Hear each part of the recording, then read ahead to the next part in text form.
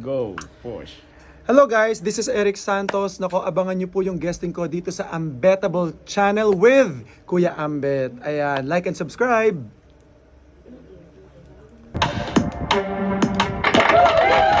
Ayan! Oy, tinawagan na ako ng ng TicketNet contact ko. Dahil pina-follow up na nila kung ano na doon mangyayari doon sa pina-reserve kong ano nga ba yun? My Only Love ticket, 7,500 para nga ito sa reunion concert ni na Gabby Concepcion at Sharon Cuneta. Pero mamaya ko yan babalikan na kasi ang mga kaibigan natin talagang nag-iipon kasi in the next 2 months na parating itong October at November, tatlo sa malalaking artista natin dito naman sa Philippines ang susubukan na magtatangka na magtanghal dyan sa MOA. And sabi nga natin, napakaswerte ng mga kababayan at mga OFW natin, mga kapwa Pinoy dyan sa Italy, sa Milan in particular, kasi nga nung September 10 nga po nagkaroon ng pagtatanghal dyan yung ASAP at ang napakadami talaga. Nakita nga namin kahit mga foreigners at yung mga naging asawa ng mga OFWs natin doon or yung mga kababayan natin na nag-migrate na doon na nagtatrabaho, na nirahan, talaga namang inilahila nila. At kahit yung mga karatig na lugar sa parte niya ng Europa, dinayo talaga nila. Sinasabi natin napakaswerte kasi lahat ng halos mga matatawag nating mga pinakasikat at kinikilalang mga artist natin sa Philippines talaga nagtanghal doon. Kaya nga sinisegue namin dito sa panawagan naman natin sa mga naiwan naman, yung mga nandito naman sa Philippines, kasi nga in the next 2 months dyan sa MOA Arena o sa MOA Arena magkakaroon ng mga solo concert ang tatlo sa pinagpipitaganan nating mga concert artists o performers na mga top notch naman talaga. Nangunguna na dyan ngayong October 6 na darating si Kois Eric Santos na nagsiselebrate ng kanyang 20 years sa industry, and via a milestone concert na produce ng Cornerstone, susubukan niyang pasayin at sinabi talaga ng Cornerstone na talagang paghahandaan nila itong October 6 concert na ito ni Eric, hindi lamang sa pamamagitan ng pagbibigay ng mga guest dito or paglalatag dito ng mga kakaibang skills or talents na ipapakita ni Eric, kasi obviously hindi lang daw pagkanta ang gagawin ni Eric dito, kasi parang kagaya ng madalas yung ginagawa sa ASAP, meron mga dance action tsaka pati sa tawag ng tanghalan. Pero isa sigurado na magiging panauhin niya dito ay si Angeline Quinto, na inamin naman niya na napakalaking parte ng kanyang 20 years sa industriya. Kaya nga binabalikan namin na dito sa Philippines siya mangyayari sa October 6 at nauna nang nakita. Pero syempre kahit may mga ibang kasama dun si Eric, dahil hindi lang naman si Eric ang nag-show dun sa Italy, dito sa October 6 concert niya sa MOA, talaga namang focus sa kanya yung naging journey niya sa loob ng 20 years. And sabi nga namin kanina, exciting kasi hindi lang pagkanta yung gagawin ni Eric dito. Ito ang magiging pamagat ng kanyang concert ay milestone in celebration, sabi nga namin, sa kanyang 20 years. And yun, October 6. And again, October 27 naman, yun na nga, sabi ko kanina, ni-remind na kami ng aming pinagpareservan ng My Only Love ticket worth 7,500 again dyan sa MOA para naman sa reunion concert ng Dear Heart ni na Gabby Concepcion at saka ni Sharon Cuneta, na medyo naging naging controversial nga lately, lalo pa isa nga sa mga sinasabing dahilan kung bakit daw in-unfollow ni Casey Concepcion ang kanyang kapatid sa ina na si Frankie at pati na yung tatay nitong si dating Senador Kiko Pangilinan, ay may kinalaman dito sa pagpapakita ng kakiligan, pagpapakita ng kasiyahan at sa mga pronouncements na ginagawa ni Casey hinggil sa nalalapit na concert ng kanyang biological parents na sina Sharon Cuneta at Gabby Concepcion, na ayon sa mga marites, mga chismis, parang hindi masyadong nagugustuhan ni Frankie yung mga ganong mga ganong emote. Hindi namin alam kung totoo hindi itong chismis na ito, pero ang pangit lang pakinggan. Tapos yun na nga parang na-blown out of proportion, nagkaroon ng parang mga cryptic messages itong si Mega Sharon, sinasabing papatama sa anak niyang kay Kissy, etc. hanggang nga eventually nag-uusap-usap naman.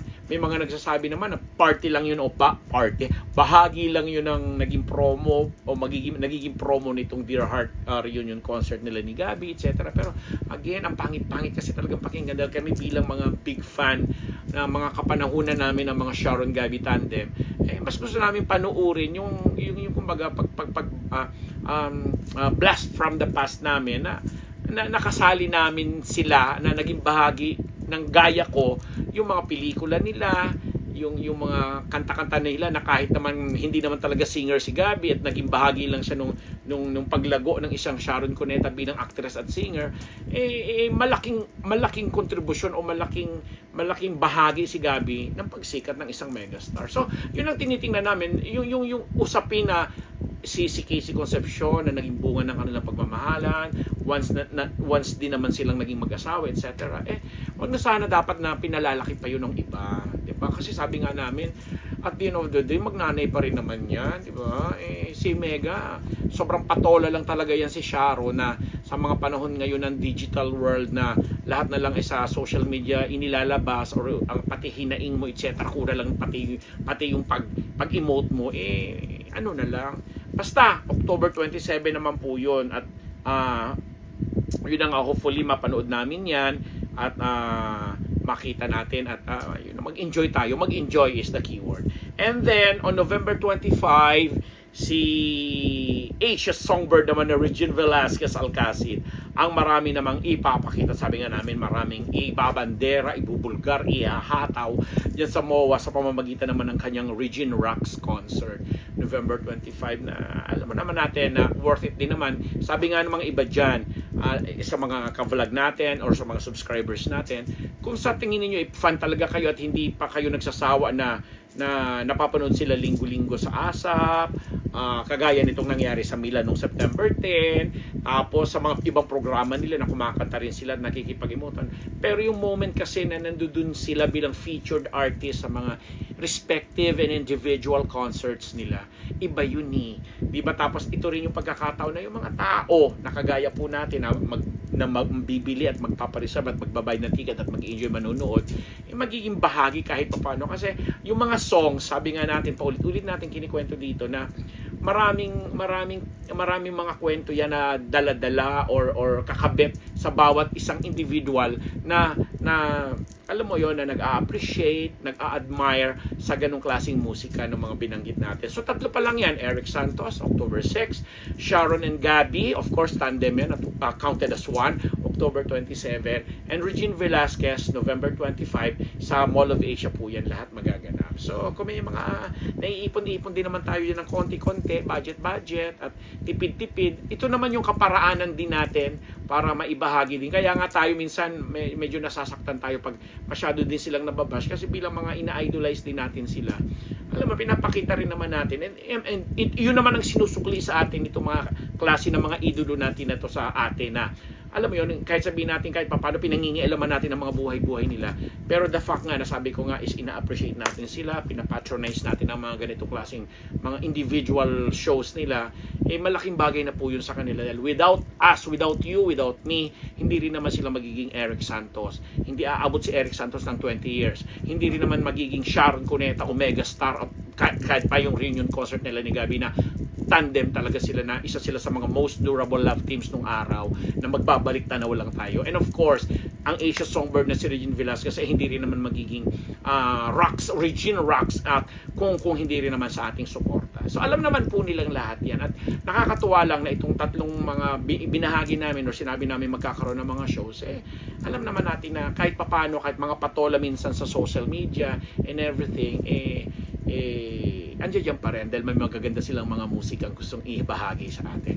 And singit ko lang, ako na-appreciate ko itong si Kois Eric kasi itong October 6 concert niya sa MOA na milestone ay idinededicate niya sa kanyang mga yumaong magulang na alam natin malungkot, matindi ang pinagdaanan, pero alam natin magiging emotional yan at yun na, sasamahan natin siya sa mga pagbabalik tanaw din niya sa October 6. October 6, milestone ni Eric Santos.